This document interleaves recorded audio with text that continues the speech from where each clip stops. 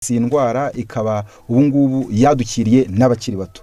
Indwara y'umugongo byari bizwi ko ari indwara y'abasaza, ariko nayo ifite ikiyitera kuko hari abasaza bakomeye bafite imigongo ikomeye. Ubungubu rero yadukiriye no mu bakiri batoya. Muri ibi binyejana, muri iki kinyejana turimo, iyi ndwara ikaba yibasiye abantu, aho umuntu yicara guhaguruka bikaba ikindi, yakweguka bikaba ibindi. Indwara y'umugongo niyihe mpamvu yayo, iterwa n'iki? Murakoze. Murakoze cyane.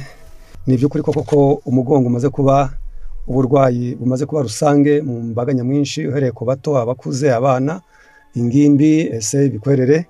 Hari impamvu nyinshi burya indwara zibaho ariko zifite ikizitera. Ikintu cya mbere gishobora gutera uburwayi bw'umugongo ni umubyibuho w'ikirenga. Burya izi ngingo zacu, aya magufa niyo asa naho yikoreye ingingo zose z'umubiri, bonavuga nti ibinure n'imihore n'ibindi. Ukurikije ikigero umuntu ashobora kugira, ikigero cye ngo n'uburebure bwe nibira ashobora kuba yagira, iyo ufite ibirenze ibyo wakagombye kugira, aho ngaho ntibabura guhura n'ikibazo cy'umugongo. Hari abandi rero bahuye n'ikibazo cyo gukora imirimo yabo bicaye. Ibyo nibyo bita station assise prolongée. Ni abantu bo mu biro, ni abashoferi, abo nabo bashobora kuba batagira agaheko ko gukoresha ingingo zabo. Abandi bakaba bashobora kuba bicara nabi, yaba yicaye ku ntebe ntayicareho neza. Bene abo ngabo nabo ntibabura guhura n'ikibazo cy'umugongo. Aba bicara nabi nabo bahora bicaye bigashyira kera, aba nabo ikibazo cyabo gishobora gutera impatwe kuko amara yabo atinyeganyeza, bahora muri pozisiyo imwe. Bene abo bantu rero nabo bashobora kugira ikibazo kirebana n'umugongo. Ikindi ni ugukoresha umunyu mwinshi. Kuri benshi ujya ubona hari uwo munyu muri mu maresitora, bakaba abatetse bawushyizemo, ariko nabo bagashyira n'undi wawundi sere de table, akajya agenda ashyiraho kugeza igihe yumva nawe winjiye umutera icyaka, bishobora kumutera uburwayi bw'impyiko ndetse n'umutima, bikaviramo n'uburwayi bw'umugongo. Ikindi ni ukunywa cyane kuruta kurya. Hari abantu benshi usanga barabaye inzobere mu kunywa.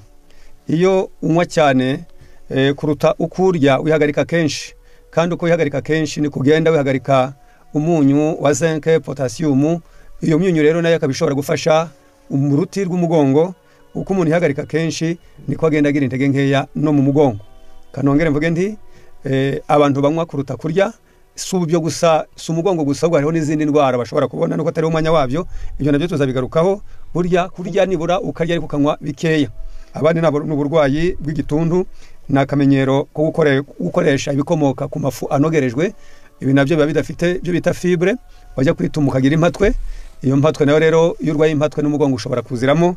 Ikindi ni indyamo mbi. Ibi nabyo bishobora gutera umugongo. Abantu bakora ntibaruhuke nabo bishobora gutera uburwayi bw'umugongo.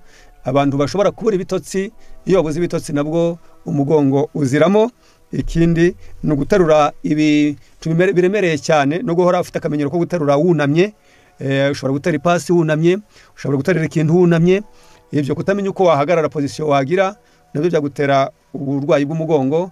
Ikindi ni ukubura vitamine D, akwenda ndangirizaho, ashobora gutera uburwayi bw'umugongo. Nko ku gitsina gore ni ukwambara imyambaro ibahambiriye cyane, ubwo no kwambara inkweto zifite taro ndende.